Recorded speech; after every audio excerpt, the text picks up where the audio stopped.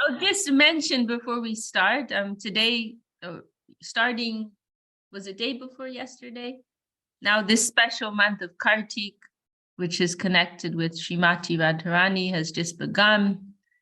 And Radharani, for those who are new, represents the personification of the divine feminine principle and is most worshipable for us by our gurus in this lineage. So this month is especially connected with her. And it's a time where everything counts for more. So whatever spiritual practice we offer, we get extra credit. And it's also recommended that we try to more strictly follow the rules, regulations, try to avoid our sensory enjoyment, try to restrict that more, and try to give more on the spiritual side.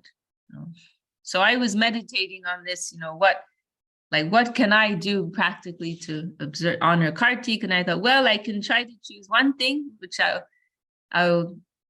some habit I'll try to give up, bad habit, and I would try to do something extra on the spiritual side.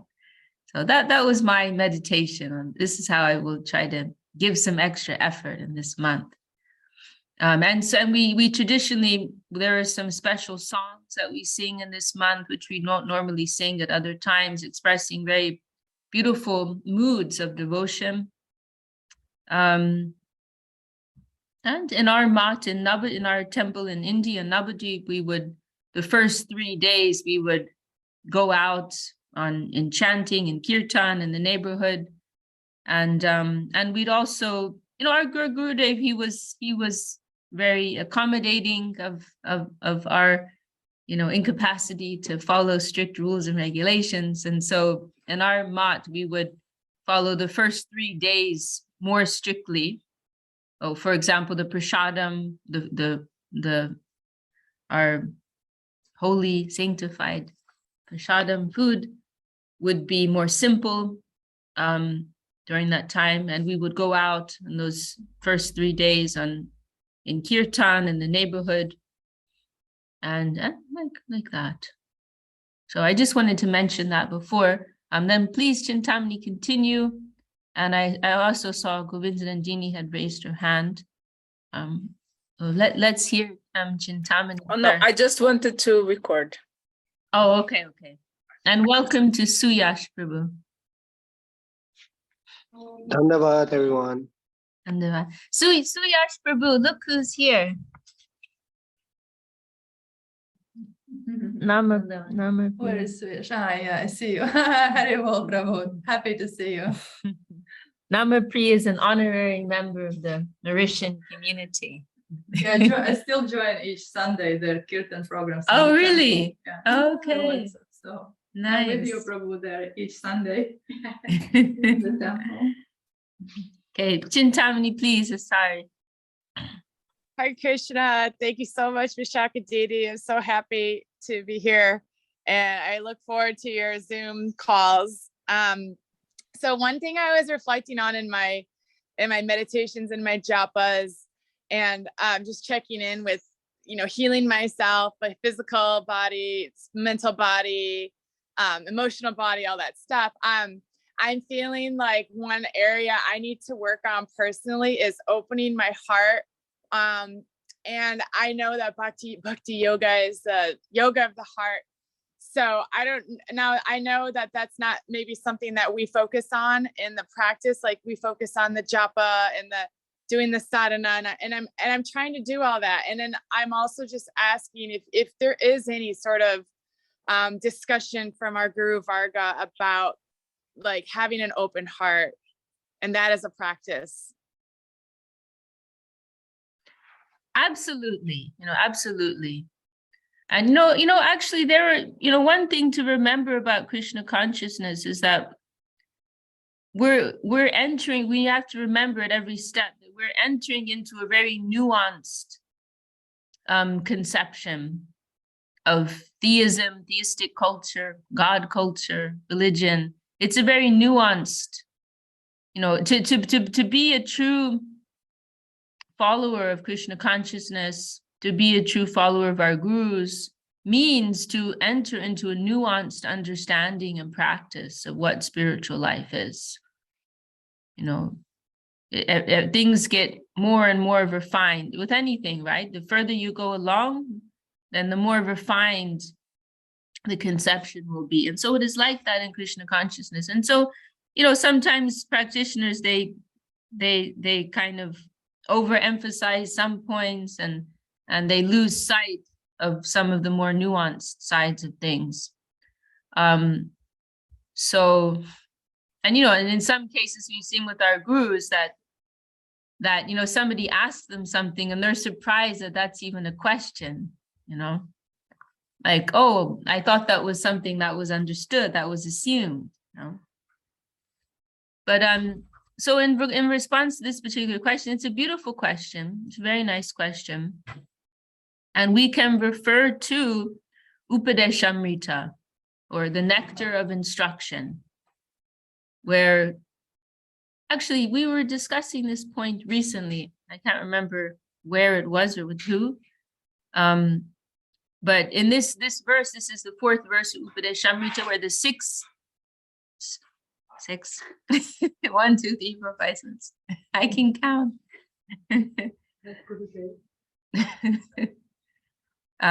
6 types of loving exchanges are mentioned.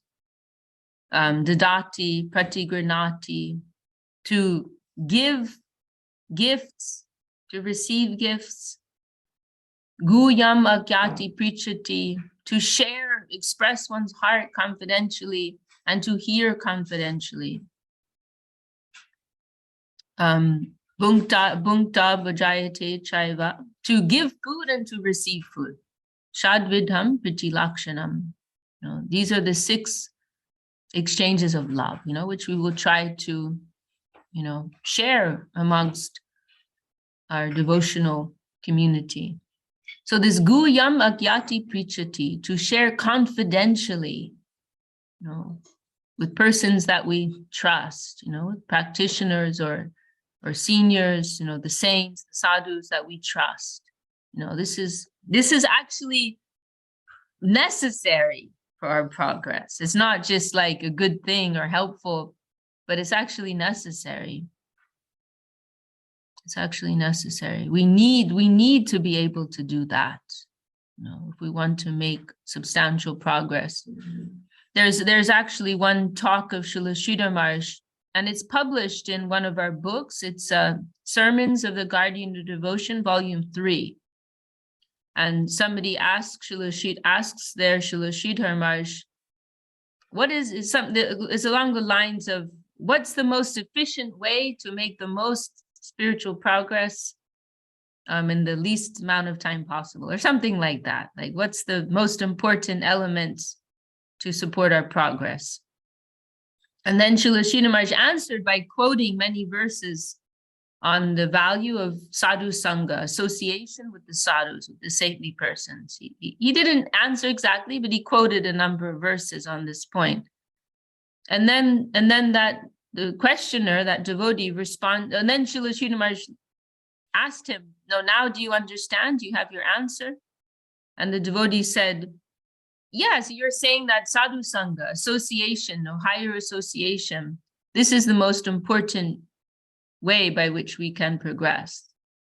And Srila Sridhar Maharaj, he said, "But that is not enough." He said, "That is not up to the mark." And then he quoted this verse from Upadeshamrita. No? So indicating that, and he also spoke on this point then, you know, that we need to, you know, not just generic association, but that we need to be able to have close association. You know, it's like, it's not enough to just go to the temple, go to the class, you know, hear the talk, go do seva, you know, wash the pots or whatever it is, the puja, the gardening. That's actually not enough, you know, just to like check all the boxes, the 64 practices of devotion. That's not enough to simply follow all those things. But we need to be able to open our hearts to another Vaishnava. there's one place where Srila Sridhar Maharaj, he says, let the Vaishnava enter the workshop of your heart. Isn't that just one of the most beautiful things you've ever heard? Let the Vaishnava enter the workshop of your heart. So beautiful, so beautiful. So we need to be able to, to use like a buzzword that people like nowadays, be vulnerable. We need to be able to show our vulnerability in front of somebody. But that's where there has to be some caution. It can't be anybody and everybody. It can't be done indiscriminately. But it will be, it's necessary, you could say, that there's somebody, at least one, doesn't need to be so many, even if it's just one, someone who we trust, who can give us some good advice. Ideally, someone on a higher platform, but at least someone who's more or less on our level, who has some insight, who can give us another perspective, who can support us with affection.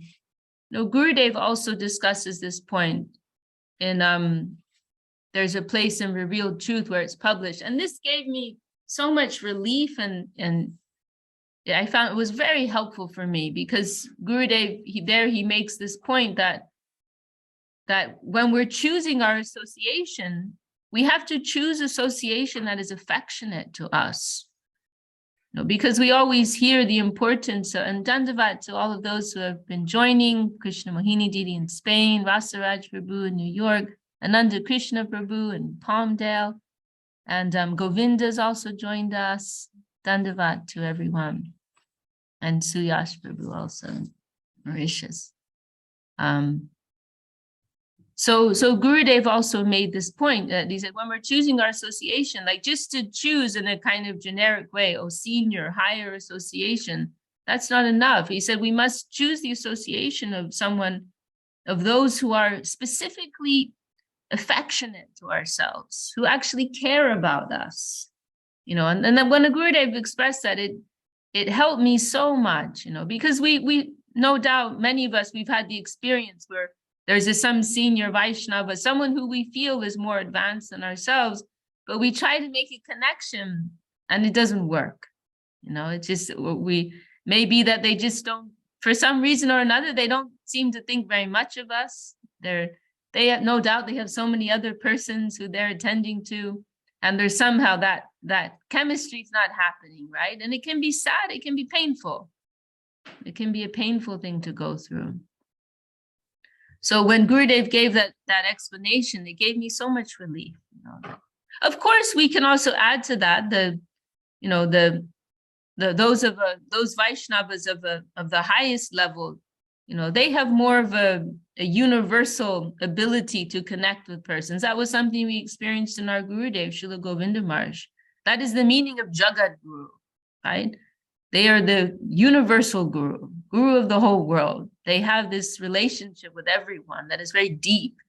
Like with our guru, he was so powerful, Srila Govinda Maharaj, just sitting in the room and everybody in the room, he didn't even have to say anything, but everyone in the room would be having this deep, profound experience. And, like in the same way we hear Krishna in the Rasa dance, every gopi felt like Krishna was personally dancing with each one of them. He wasn't, but he was able to give that feeling to everyone.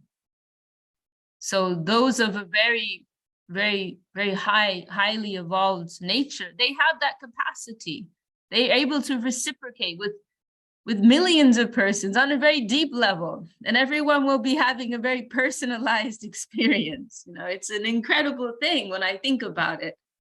The power that our Gurudev had, But no, we can't expect all of the Vaishnavas who are more advanced than ourselves to have that kind of capacity. We cannot blame them if they don't, So we have that experience that we try to connect with some devotee who we feel is more advanced, but we're not feeling that heart connection. They don't seem to care for us in a specific way.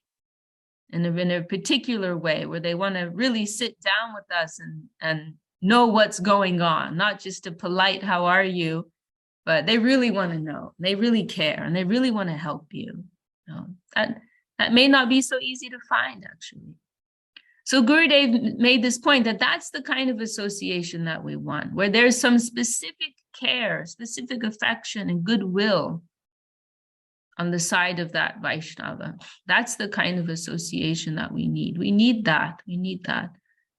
There's a beautiful quote. I was talking about this once not too long ago, and somebody shared this amazing quote.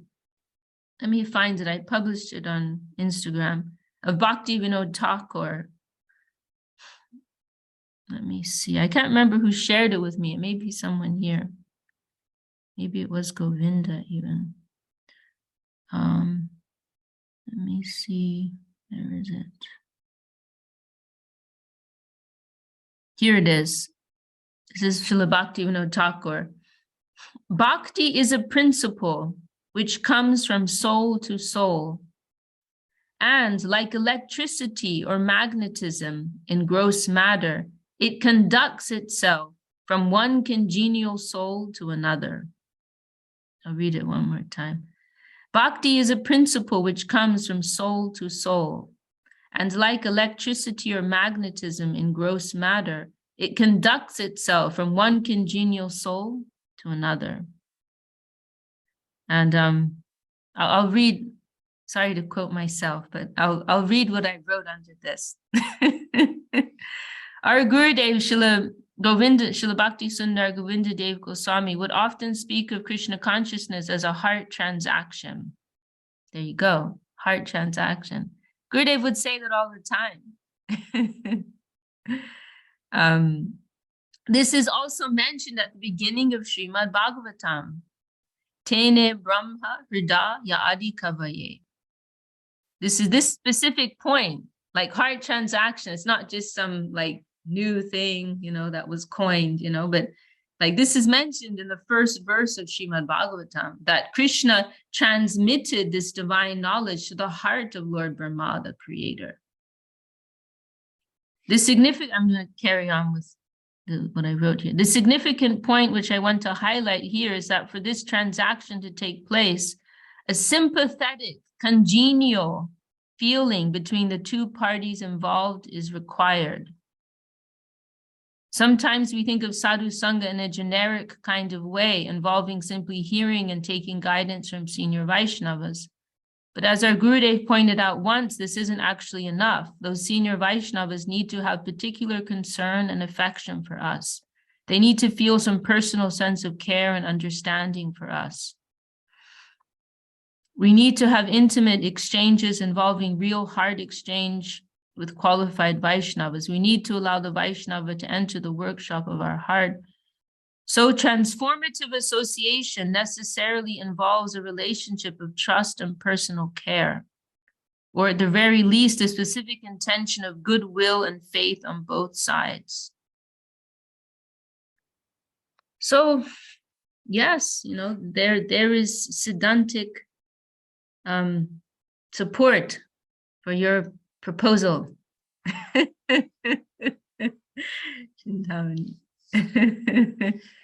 Yes, open heart, open heart. And Srila Maharaj, speaking on this point more broadly, having an open heart, Srila Maharaj discusses this too, and how there's one very beautiful quote where he says, we must open our heart wide, and be free from all prejudice. Let the light of that higher plane reflect off of us, So we must open our heart, open our consciousness to receive, what wants to come to us from that higher plane.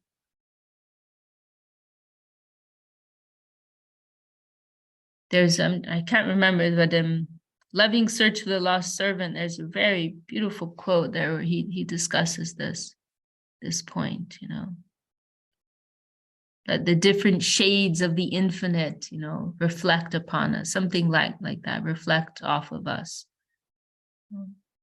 So to be free from all prejudice, to have an openness to us, it is important. Because you see, another thing we have to remember is that our progress doesn't depend on us.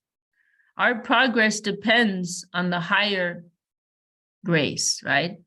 And so to a large extent, of course, some effort is required on our part, right? But for the most part, we have to simply follow the path of least resistance, not put up barriers. And this is actually what is described to be the 10th offense to the holy name, right? The 10th offense to the holy name is quite puzzling. It is to maintain material attachment, right? So we hear that and it's like, well, that's not, how is that fair? You know, like all the other ones, 1 to 9, it's like, okay, I can work on that. You know, I cannot preach to the faithless, and I can understand Krishna as the supreme personality of God, and I can try to not be critical of the devotees of the Vaishnavas. Like all the other points, we can work on them, right? But that 10th one is like, what? Like, to maintain material attachment, like what can I do about that? Like in one place it's phrased as that our hearts don't melt in love for the name. That's an offense. The fact that we're not melting with love for the name, that's an offense. You know? So Srila Sridhar Maharaj and Srila Gurudev, they've explained about this verse. Sorry, not this verse. This point, this 10th offense, that what it actually means is that we don't resist the holy name. That the holy name, once we begin chanting the holy name, it will try to take hold of our heart and to take us in its own direction, right? The name, as Sridhar Maharaj says, wants to take us to Vrindavan.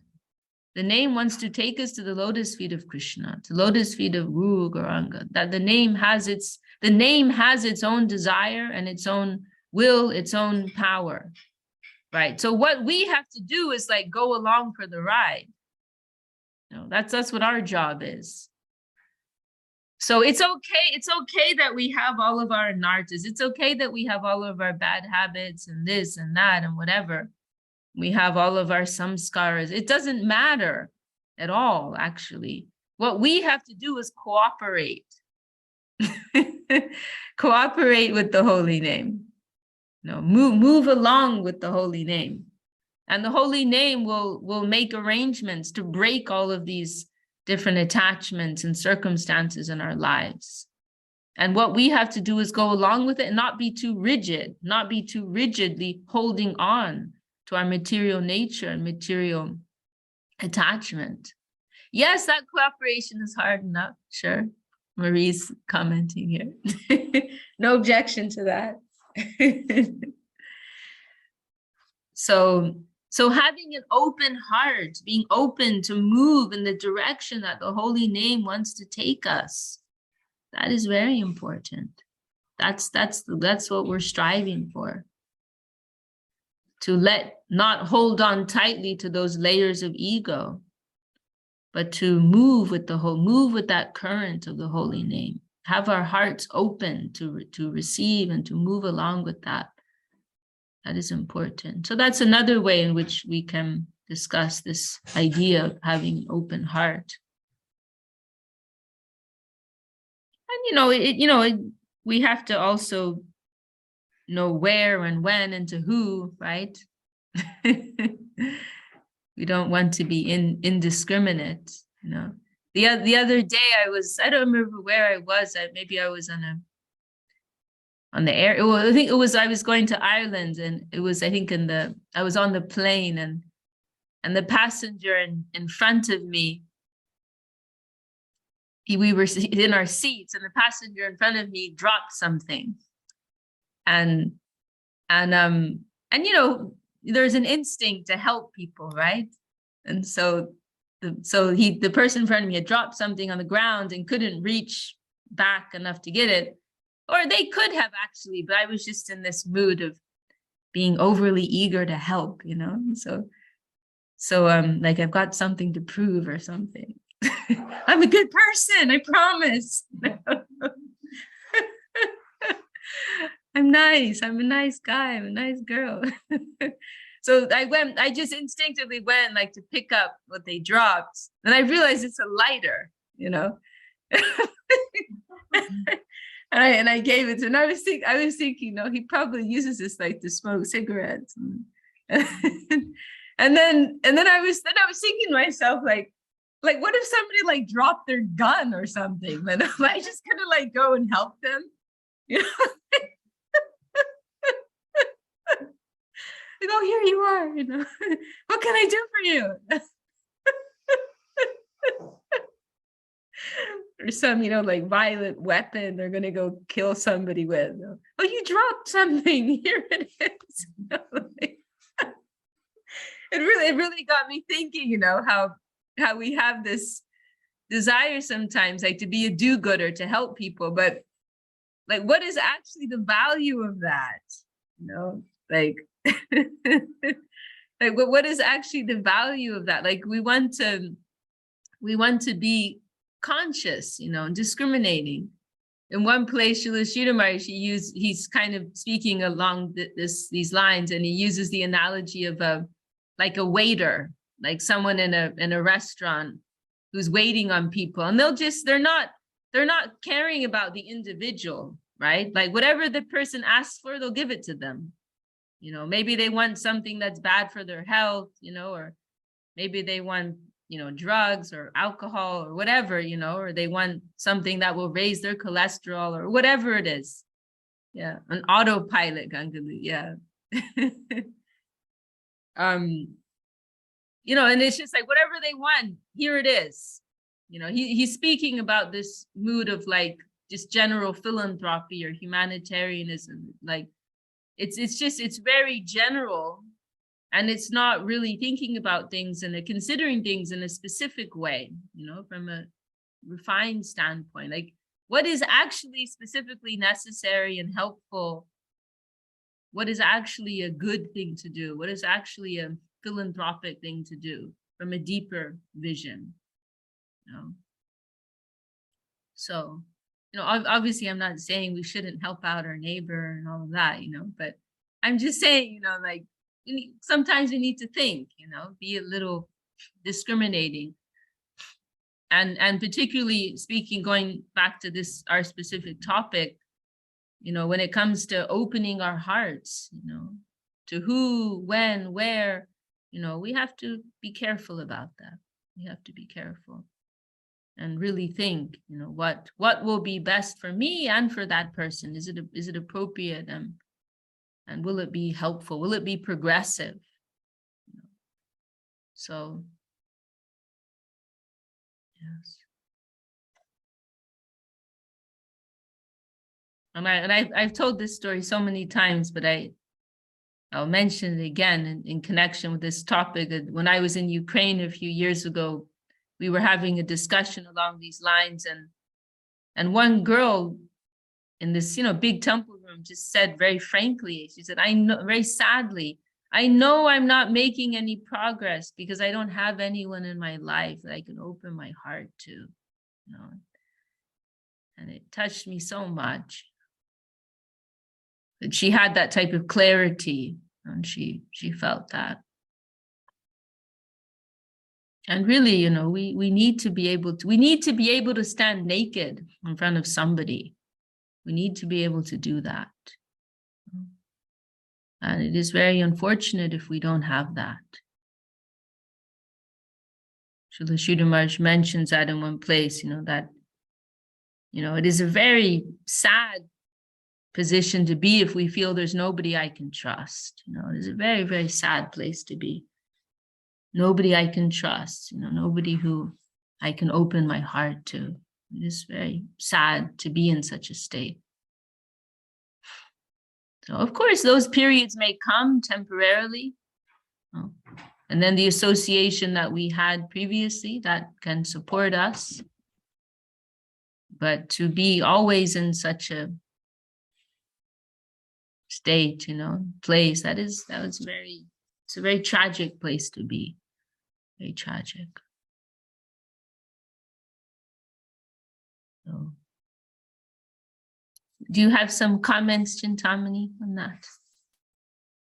Yeah, wonderful, Didi. Absolutely amazing. Just what I need to hear. I guess my next question would be to follow up on that would be what this whole barrier between the head, the voice, and the heart. And I noticed that for me, sometimes I have a hard time just being able to. I notice that when my life flows better, and I can be I feel more in the guardianship of Guru and Gauranga's plan when I'm more in my heart. But I lately I've just been more in my head, just kind of mentally just chomping on stuff. And yes, I'm trying to use the holy name appropriately and serve the holy name and whatnot. But just any tools that you can offer for getting out of the head space and back into the heart space. Well, I mean, sometimes we do have to ride things out. That's something to remember. And did you pass me a tissue? Thank you. That's one thing to remember, that, we have karma, right, that we're going through. And sometimes we have to ride things out. And yeah, I like what Marie says. I usually just beg for help. That was going to be, thank you. That was going to be my, that was going to be my next comment, that, that sometimes we have to ride things out, but in the back of our minds, we can keep that prayer, like, oh, Gurudev, please, the prayers of Prapana Jivanamrita are so helpful for us. Actually, every day we can read those prayers. They're so comforting. There's so many beautiful verses of helplessness, and surrender and asking for shelter. They're very, very helpful for us. I'm trying to remember one, which is one of my favorites. Akinchino Nanya Gati Shranya. What's the first line? Na dharma nishtosmi, na chatma vedi, na bhakti mam tvat charana ravinde, kinchino nanya gati shranya tvat padamulam sharanam prapadye. That, Trina's asking for, you've connected to Chintamani, I think, right? Maybe you can share a link. We have it online. premadharma.org is an online edition. I'll send to Sandhya Didi on WhatsApp. Thank you. Thank you. So this is one very beautiful verse. Now, I don't know anything about religion. I don't know anything about the scriptures. I don't know anything about devotion, about bhakti, but such as I am, I'm offering myself unto you. And there's another one, which is perhaps more relevant to your question, which gives me a lot of relief, that like this whole, I wish I can't remember the exact words, but it's expressing this idea that like whatever persona I have, right? We all have a particular persona, personality, nature, according to our karma and, our samskaras, acquired material nature. We all have like some particular construct, right? That's surrounding the Atma, the soul at present. And so this verse is expressing that, like whatever this nature is now and however I am known, I'm offering this all unto you, I'm offering it all unto you. And so many beautiful prayers too, and, describing this mood of helplessness and experiencing the negativity of our material nature taking over,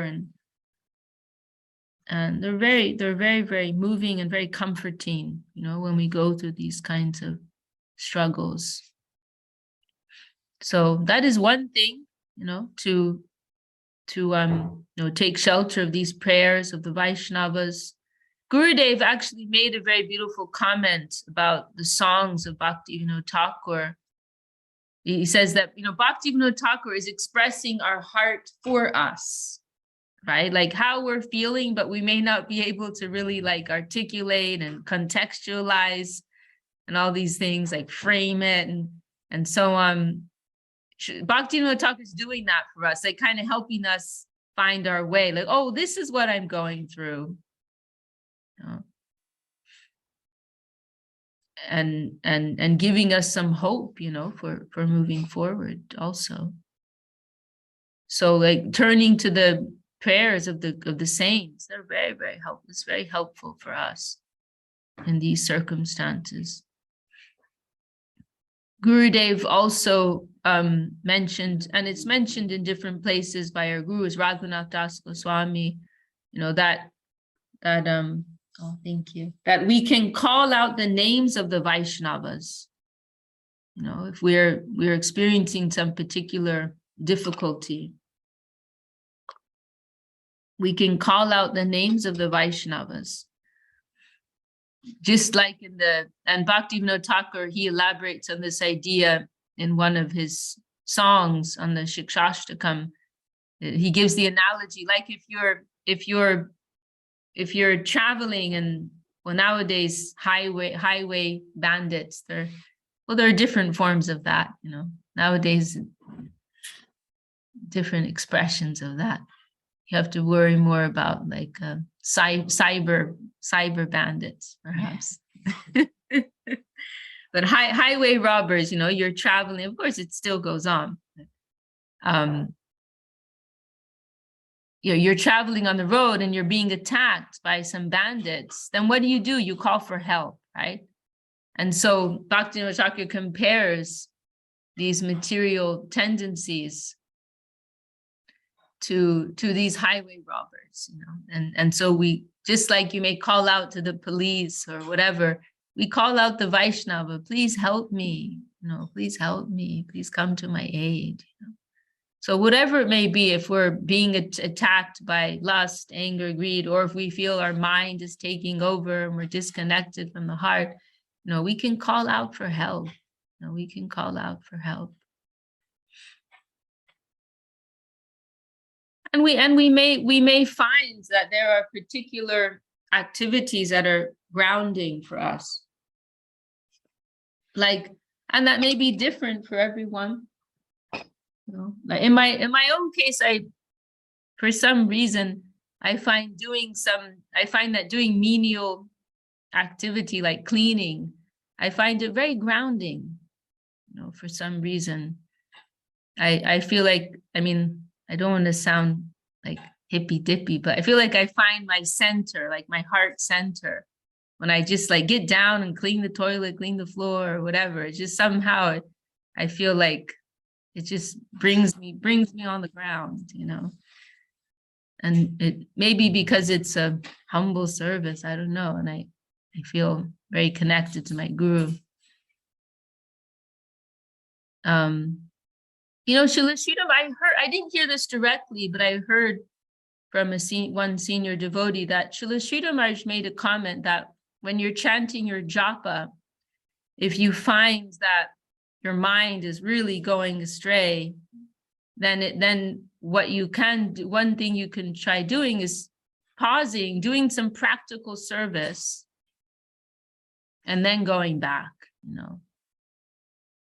So it seems like there's some power in that, like engaging in these kinds of practical services, activities. They can just help, as I said, ground us, find our center, and not get too, because that it is a thing, right? If we're talking about the example of chanting, it is something where you can get in the headspace, right? Because you're not being physical. But then when you get physical, it helps to kind of reintegrate yourself with your environment and your being as a whole, right?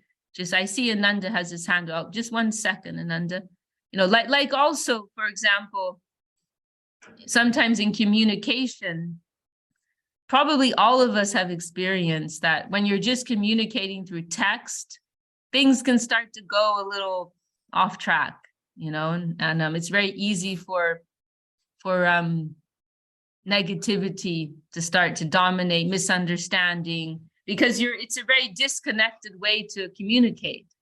you're just dealing with the mind, right? But if the person's in, like, I mean, I experience sometimes somebody may send me very horrible letter, but they could never say it to me, like verbally or to my face. They could never do it. But because they're just stuck in the headspace and they're stuck on a track, then it all just comes out, right? So some of these ways that we may try to offer service, like for example, if we're chanting, then it's like it's connecting more with the mental plane, and so we could get kind of stuck on that track. But if we're connecting more like in a 3D way with our environment, it helps to approach in a more whole way, holistic way. Ananda Prabhu, please speak. Just want to say Dandavat to everyone. Vishakha. I just want to share a little something that happened last week. I was going through like a little mental crisis, and it happens, And so I went to the park to chant my japa.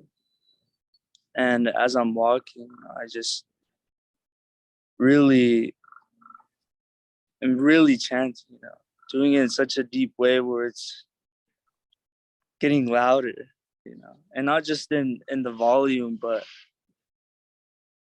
in the whole essence is I'm really chanting for, service. And I find myself coming across this whole soccer field full of like, candy wrappers and chip bags and just tons and tons of trash, And there's this a box right in the middle of all of this, just a cardboard box. And, like I had walked by it already when I just barely got to the park, and I was just like, okay, it's, there's people that work here that do that, and I just walked away, with my frustrated mind, And, I'm coming back around the loop again and then just seeing it, just, like I'm speaking to myself, like, okay, I'll pick up just a couple, just a couple. Why not? I realize, okay, like I'm asking for service, and I come upon this box, and all this trash. So I grab the box and I start picking up a couple, and it's like a trail of breadcrumbs. I keep on going. Oh, just these couple more. And, the sun starts setting, and I had ended up being there for like 2 hours, and I cleaned up the whole soccer field. And I had completely like forgot about what I was even frustrated about, and I just felt so much love and support, through the holy name, and really just felt really grateful, that I was able to do that, and it really just takes that initiative, like, okay, like why not, like why not just do it, And there's like so many people that were around just being like, how long is he gonna do that for? Like I could just feel that. But I knew that, through example, through representation, that it plants something in people, So I know that for a fact that, when we ask for sure, about, not about, for, guidance and help, we definitely do receive. But yeah, I just wanted to share that little story that happened, It was really nice. Thank you, Vishakha, and everyone. Thank you, Ananda. Thank you for sharing. Think you've touched many hearts here. And he loves his dog a lot. He's in bliss. He's in Ananda. Yeah, just laying here. Okay. Chintamani, one other thing which I'll mention, which I find is another thing that can help me, is having someone who helps you get grounded. Like there are a couple of people I find if I talk to them. Dhanavad Jayadev. I find there are a few people when I talk to them, they ground me, like they have some broader vision, some deeper vision, and some particular relationship with me. And I feel that I get more kind of integrated into the whole picture instead of being stuck on a particular track that I'm on. So if you can identify your short list, right? Persons, and there are other persons I find they're a little dangerous for me because they can take me down the garden path, and I can get lost in some particular headspace, So finding that association that is grounding, that is heart centering, or whatever word we want to use, that's very helpful too, and it's like that. And then, especially like someone who knows us, right? Like they know us in a more multifaceted way, right? Like they know your history, they know your nature, and you're reminded of that when you speak to them and you connect with them. So, and if they have some higher vision in Krishna consciousness, even better. So yeah, that's another thing, association, choosing right association. And but again, to go back to the first thing I said, we have to accept that sometimes we just have to go through things, right? The old records are playing out. But if we can try to keep in our minds, Gurudev, I don't want to be stuck here. Gurudev, Mahaprabhu, Nityananda Prabhu, please help me. Then we'll get through.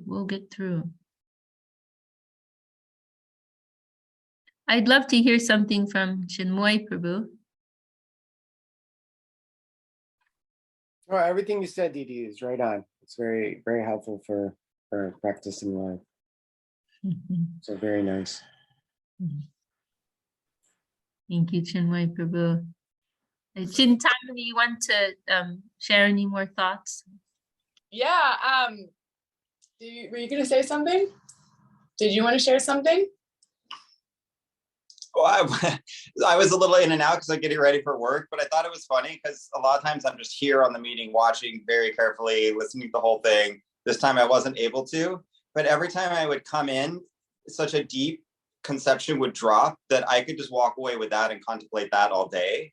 Just the little part I would hear. So imagine how funny it is that like we're sitting here through a bunch of this when we really could just take one of the few things you go over and that could be a contemplation for all day. And there's a bunch of this in one Zoom meeting. And then there's Zoom meetings every week, 3, That's the only thought that came up for me that I was contemplating during all this. Oh, great. Very kind words of our gurus. Yes. Thank you for sharing that, Jayadev. Anyone else want to share any thoughts, any reflections?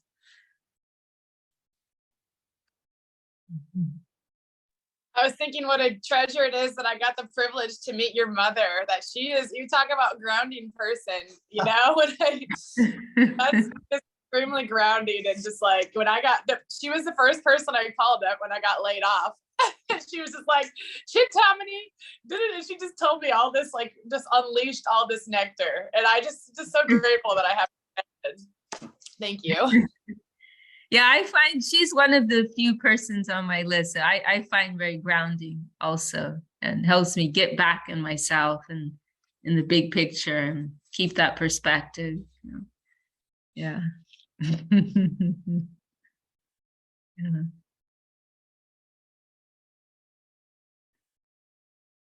Oh, very nice topics that you brought up, Chintamani. Very nice topics.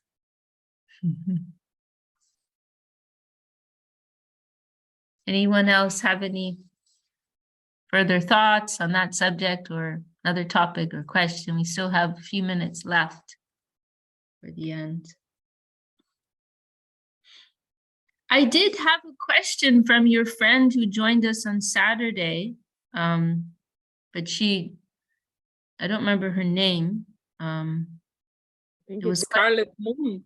It sounded like a pen name. It didn't sound like a real name. Scarlet Bloom was her name. She asked me a question. I felt a little rude because I didn't feel like it was the right time to answer. But maybe I'll answer now, and if she's interested, she can. Yeah, she was asking me about the. Is it the ninth? I think it's the 9th offense, right? To preach to the faithless. 9th offense to the holy name. And she said, well, but we're also encouraged to go out and share the message. So she wanted to harmonize those ideas. So I can in these last few moments, maybe I can address that. So the answer is that, well, first of all, one way in which that has been explained is that it means to try to promote oneself simply with the aim of having more followers, to spread the name, to spread the holy name with the intention of self-promotion. That is one way in which that has been explained, that we're not actually spreading the name with the desire to spread the name, but we want to gain more followers, popularity, position, power, etc., for ourselves.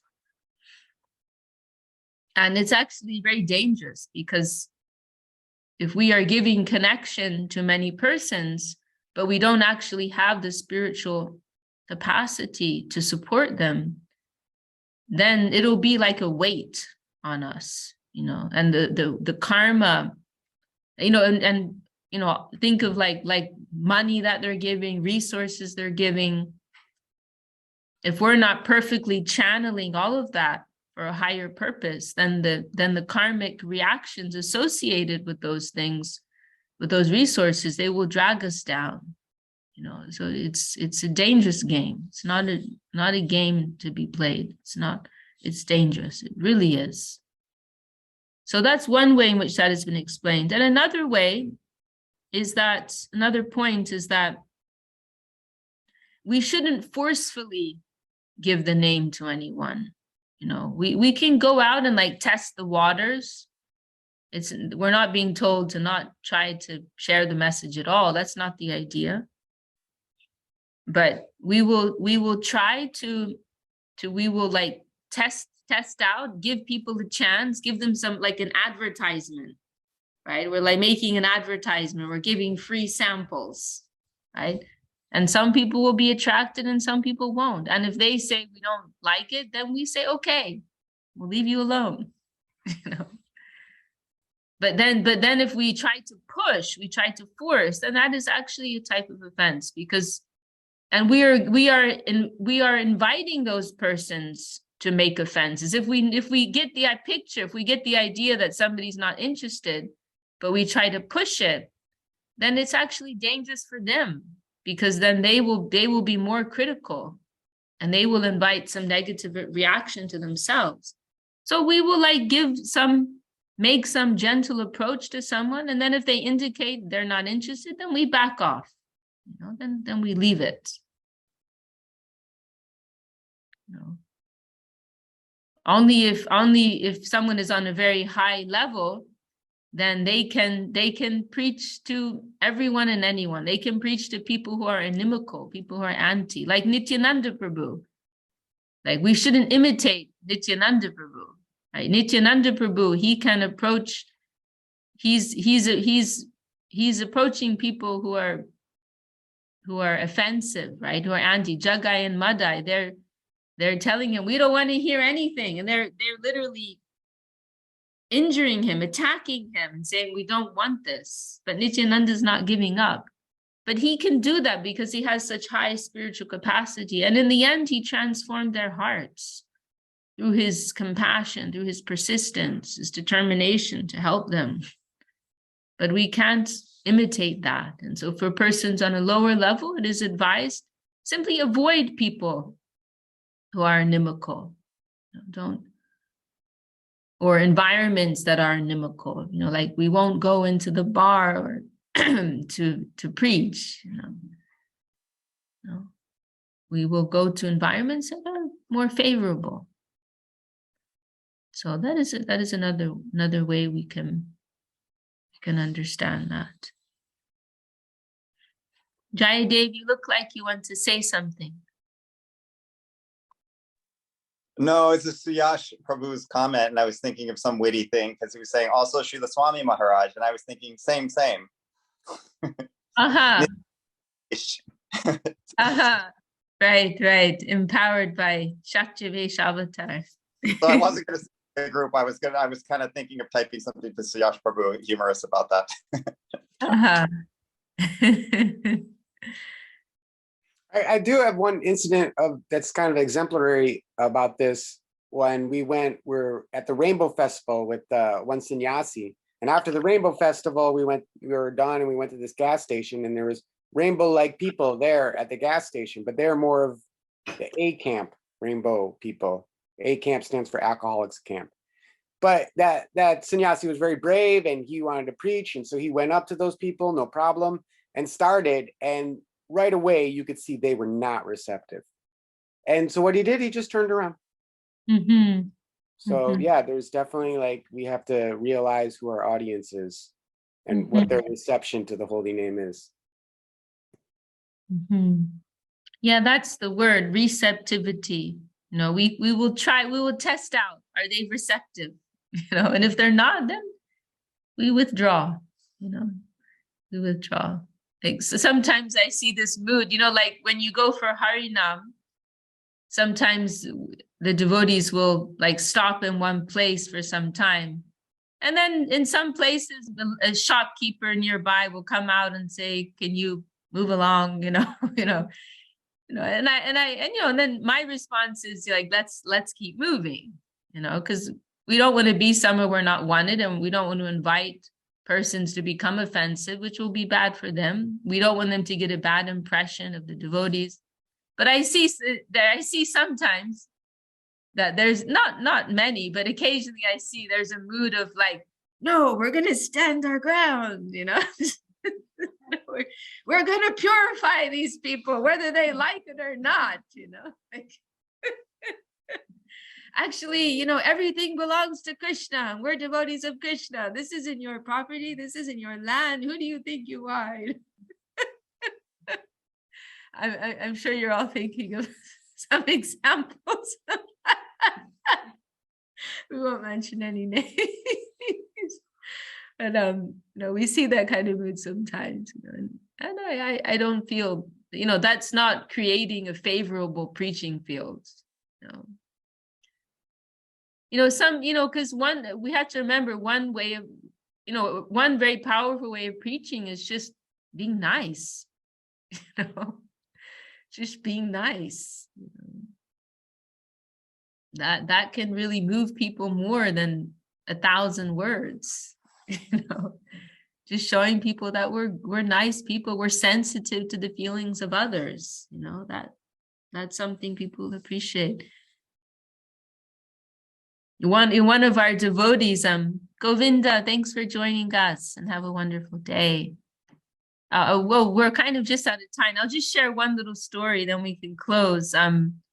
One of our devotees in London, Braja Bihari Prabhu, very lively devotee.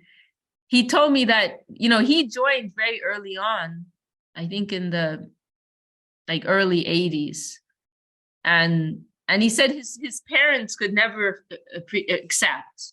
He was an ISKCON at first, and then I think he was with ISKCON first, and then came to our mat. And he said it was particularly his father, from what I remember, just could not accept and thought the devotees were like these bums and useless, and it's all a weird cult. And this was for years, and no matter what he said or did, could never accept. And then his father went on holiday somewhere. They live in England, and they went some European country nearby. They went on a holiday, just the father. And when he came back, he told his son, Braja Bihari, he said, when I was out one day and there was this big group of Hare Krishnas and they were doing this chanting. But the way that they were dressed, you won't believe it. It was so beautiful. And he was giving this elaborate description. The men were dressed like this, and the ladies were dressed like this, and their hair.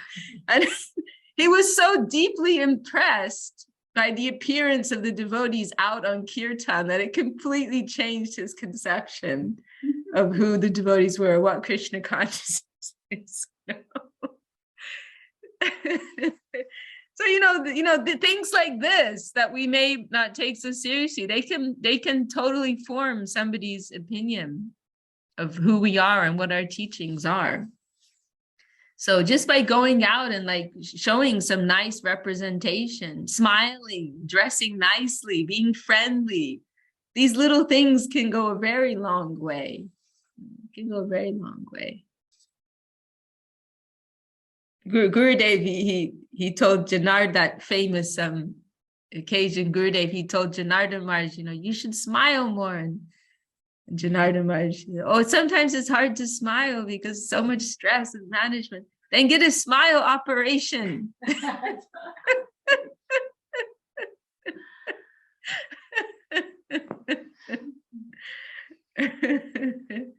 So, particularly if we're in a position to represent, we will be conscious about these little things,